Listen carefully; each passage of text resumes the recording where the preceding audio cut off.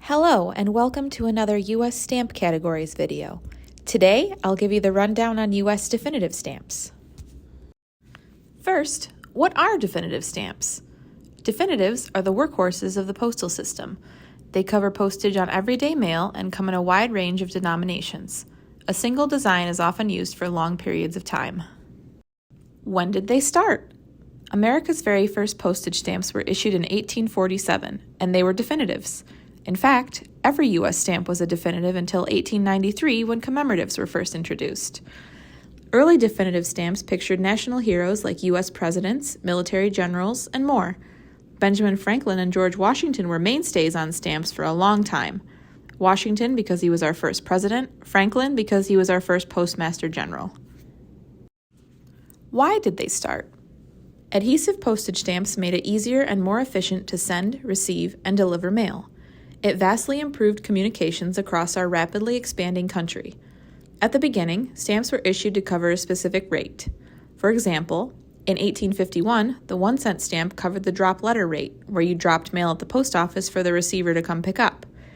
A 3-cent stamp covered your typical letter, a 5-cent stamp covered overseas mail, and so on. How did they start? After Great Britain issued the world's first adhesive postage stamp in 1840, U.S. postal authorities kept a close eye on the world's reaction. Robert H. Morris, postmaster of New York City, created the first postmaster provisional stamp in 1845, with other postmasters quickly following suit. 2 years later, the U.S. Post Office Department decided it was time to create government-issued stamps. The printing contract was awarded to Rawdon, Wright, Hatch, and Edison, a firm of banknote engravers. They were tasked with creating 5- and 10-cent stamps picturing Benjamin Franklin and George Washington, respectively. The stamps were supposed to be available at major post offices on July 1, 1847, but production delays meant only the New York City post office received them on that date. The first postage rates were determined by weight and distance the letter was being mailed. Those sent 300 miles or less were 5 cents per half ounce, while those sent over 300 miles were 10 cents per half ounce. At the beginning of U.S. government mail service, postage rates could be paid by the sender or the recipient. If the sender paid postage, the letter was marked paid by pen and ink or hand-stamped. If there was no cancel, the recipient had to pay for postage. Interestingly, it wasn't until 1856 that the use of postage stamps became mandatory. Here are some examples of U.S. definitives. This is the 1867 1-cent Z-Grill, America's rarest stamp. Just 2 examples are known, with Mystic having owned one of them. Nicknamed the Banknotes, these 1870 to 88 stamps were printed by 3 prominent banknote printing companies: National, Continental, and American Banknote Companies. The companies held the stamp printing contract in that order, and although they used the same designs over and over again, there are tiny differences that allow us to tell these stamps apart. It can be a fun challenge to collect them all. Starting in 1902, definitive stamps got fancy new designs, and for the first time, a woman was pictured, Martha Washington. 2 other new faces were introduced in this series, too: Benjamin Harrison, our 23rd president, and U.S. Civil War Admiral David Farragut. Today, the series of 1902 to 03 is prized by collectors as early 20th century U.S. stamps at their best. Early in 1917, the ravages of World War I caused a famine in Russia and threw the rest of Europe into disarray. Concerned Americans, as well as relief agencies, mailed food, clothing, and machine parts to Europe to help. These packages were expensive to send by ship across the Atlantic and required large amounts of postage, increasing demand for higher denomination stamps. The 1918 bicolor Franklin stamps were issued in response. However, there was an interesting development just 2 years after they were issued. The $2 design was suddenly issued with a carmine frame instead of the orange-red people had come to expect. Collectors thought they discovered a color error, but on further investigation, it turns out the original 1918 stamp was the error. Because the discovery wasn't made until 2 years later, few were saved, making the orange-red stamp scarce today. The series of 1922 to 25 was the last to be printed by flat plate press. They're also known for the intricate designs of the 14-cent through $5 stamps. They picture symbols of America, including a Native American in traditional dress, the Statue of Liberty, Golden Gate of San Francisco, Niagara Falls, American Buffalo, Arlington Amphitheater, Lincoln Memorial, U.S. Capitol Building, and the Statue of Freedom, the only bicolor stamp in the series.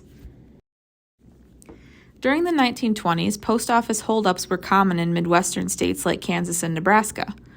Robbers stole postage stamps and took them to other states to sell. In 1929, the U.S. Post Office created the famous Kansas-Nebraska overprints in hopes of making it more difficult for stolen stamps to be sold. However, postal clerks were often confused by the overprints and refused to accept them as valid postage. Shortly after the stamps were issued, officials declared the plan a failure and quickly stopped producing the overprints, so the number that reached the public was extremely low. That and the fact these stamps are the only ones of their kind and the last U.S. stamps to receive overprints makes them quite scarce today. These are the stamps from the 1938 presidential series. Nicknamed Prexies by stamp collectors, their designs were personally approved by stamp collecting President Franklin D. Roosevelt and picture every president from Washington to Coolidge, as well as influential figures Benjamin Franklin and Martha Washington. The designs were chosen in a contest Roosevelt ordered.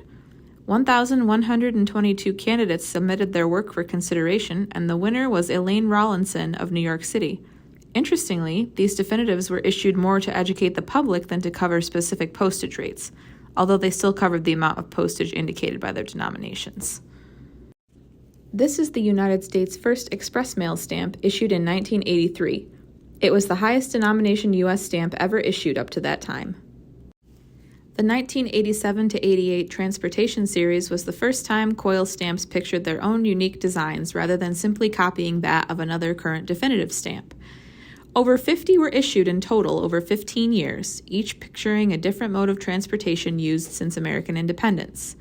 The denominations were exact matches for several third-class mail rates, including bulk and quantity discounted mail. Never before had a stamp series included so many fractional cent values. In 2010, the USPS unveiled the first non-machinable butterfly stamp for greeting card envelopes requiring additional postage than the standard 1-ounce rate. This applied to envelopes that couldn't be sorted on automated equipment, otherwise known as non-machinable. Additional non-machinable butterfly stamps have been issued since. This is the 2014 USS Arizona Memorial Express Mail stamp, part of the popular American Landmark series of Priority and Express Mail stamps. They all picture digital illustrations by artist Dan Cosgrove. In 2017, the Have a Ball stamps made history as the first to have a textured surface and first circular designs that aren't global forever stamps. Today, many new definitive stamps are issued for charity or business mailers. Since the businesses who use these stamps want non-controversial topics, they often picture innocuous topics like these 2022 Flags on Barns designs. And of course, we can't forget our long history of definitive stamps picturing the American flag. The first one with the flag as the main subject was issued January 9, 1963, and shows a large flag over the White House. However, there were other definitive stamps before this showing the flag. It was just part of a larger stamp design. For example, the 1869 30-cent Shield and Eagle pictorial stamp has two flags flanking the central design. Although the pictorials are considered a precursor to American commemoratives, they are still technically definitive stamps. A while later, you'll see the stars and stripes from our flag on the 2-cent Washington stamp of 1903. But from then until 1963, we pretty much only saw the flag on commemorative stamps. Nowadays, we see a new American flag definitive stamp almost every year. These are just a few examples. This is the 1990 plastic flag stamp, the first and only plastic U.S. stamp. This 1991-93 10-cent Eagle design was created by Christopher Calais, who has designed over 30 U.S. stamps. Calais actually submitted the design for this stamp in 1989, but it was put on hold until it was chosen for this stamp. These 2008 Flags 24/7 stamps show Old Glory at different times of day. The 2024 U.S. flag stamps picture artwork by Laura Stutzman, the same artist who did the designs for the Flags 24/7 stamps you just saw. She also provided artwork for the 2013 Flags for All Seasons and 2022 flag stamp. She really knows how to capture the beauty and majesty of our Star-Spangled Banner. Well, that about wraps up U.S. definitive stamps. If you enjoyed this video, be sure to hit the like button below and subscribe to our channel and hit the notification bell to get alerted anytime we post a new video. See you next time, and as always, happy collecting.